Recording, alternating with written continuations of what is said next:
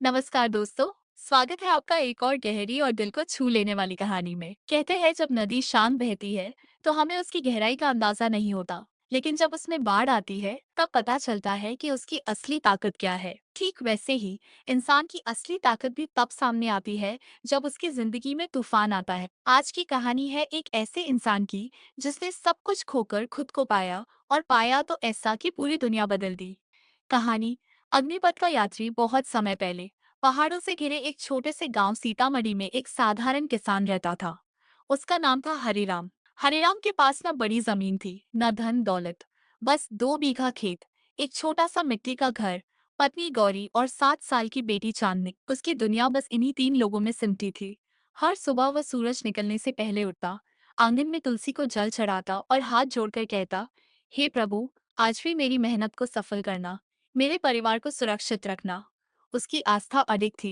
गांव में लोग उसे भोला हरिराम कहते थे, क्योंकि वह किसी का बुरा सोच ही नहीं सकता था। पहला तूफान, एक साल बारिश ने गांव से मुंह मोड़ लिया।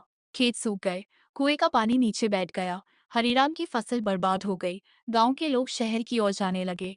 कुछ ने जमीन बेच दी, कुछ ने साहूकार से कर्ज ले लिया। हरिराम ने भी साहूकार रघुनाथ से कर्ज लिया। रघुनाथ गांव का सबसे अमीर आदमी था, पर दिल से बेहद कठोर। 1 साल में पैसा लौटा देना, वरना जमीन मेरी, उसने कागज पर अंगूठा लगवाते हुए कहा। हरिराम ने सिर झुका लिया। उसे भरोसा था, भगवान है, सब ठीक होगा। दूसरा प्रहार, अगले साल बारिश इतनी हुई कि खेत डूब गए। जो बीज बोए थे वे पानी में सड़ गए। अब हरिराम कर्ज भी नहीं चुका पाया। रघुनाथ ने बिना दया दिखाए उसकी जमीन अपने नाम कर ली। हरिराम अब खेतीहर नहीं रहा, वे मजदूर बन गया अपनी ही पुरानी जमीन पर। उस दिन उसने पहली बार आसमान की तरफ देखकर पूछा, हे प्रभु, क्या मेरी मेहनत में कमी थी?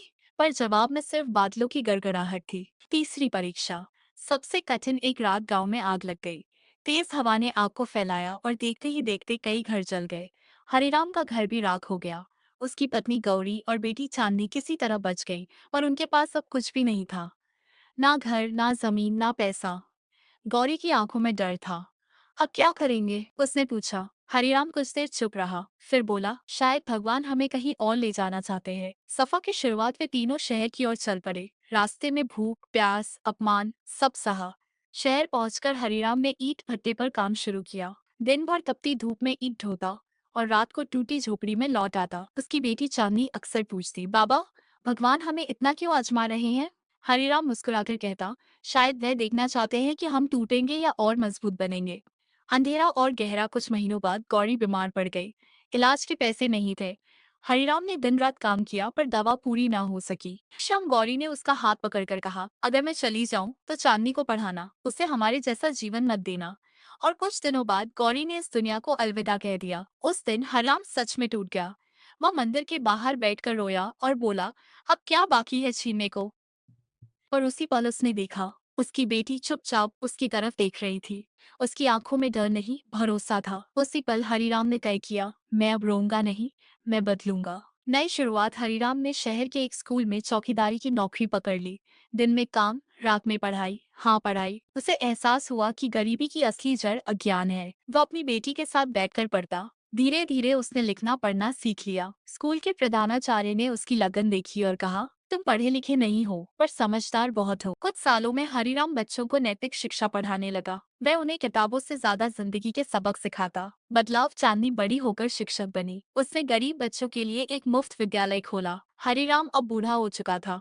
एक दिन वह उसी विद्यालय के आंगन में बैठा था, जहाँ सैकड़ों बच्चे हंस रहे थे। एक पत्रकार ने उससे पूछा, आपने इतनी कठिनाइयां झेली, क्या आपको कभी भगवान से शिकायत हुई? हरिराम मुस्कुराया, पहले होती थी। जब खेत सूखे, जब जमीन गई, जब घर जला, जब पत्नी चली गई, मुझे लगा भगवान मुझे सजा दे रहे हैं। पर अब समझ आया वो सजा नहीं थी, तैयारी थी। पत्रकार ने पूछा, किस चीज की तैयारी? हरिराम ने कहा, अगर मेरी फसल ना सूखती तो मैं गांव से बाहर न निकलता। अगर जमीन न जाती तो मैं मजदूरों का दर्द न समझता। अगर घर न जलता तो मैं नए सपनों का घर न बनाता। अगर पत्नी न जाती तो मैं बेटी को इतना मजबूत न बनाता। भगवान ने मुझे खाली किया ताकि मैं भर सकूं। अंतिम सीख, हरिराम ने आखिरी बार आसमान की तरफ देखा और कहा, भगवान हमें दुख इसलिए नहीं देते कि हम रोए, वो दुख इसलिए देते हैं ताकि हम अपने अंदर छिपी ताकत को पहचान सके। जब सब कुछ चला जाता है, तब इंसान को पता चलता है कि उसके पास असल में क्या बचा है। उसका साहस। कुछ साल बाद हरिराम ने शांत मन से इस दुनिया को अलविदा कहा और उसकी कहानी खत्म नहीं हुई। वह हर उस बच्चे की मुस्कान में जीवित रही जो उस विद्यालय में पढ़ता था। सीख भगवान भाग्य की परीक्षा इसलिए लेते हैं क्योंकि वह हमें तोड़ना नहीं चाहते। वे चाहते हैं कि हम अपने अंदर छिपे खजाने को खोजें, जो धन से बड़ा है, जो सुख से ऊंचा है, जो दुख से परे है। वह खजाना है हमारा धैर्य, हमारा प्रेम और हमारी इंसानियत। अगर आपको इस कहानी का कोई हिस्सा दिल को छू गया हो तो कमेंट में जरूर बताइएगा। कहानी पसंद आई हो तो लाइक और शेयर कीजिए ताकि यह संदेश और लोगों तक पहुंचे। और ऐसे ही प्रेरणादायक और भावनात्मक किस्सों के लिए हमारे चैनल से जुड़े रहिए। धन्यवाद।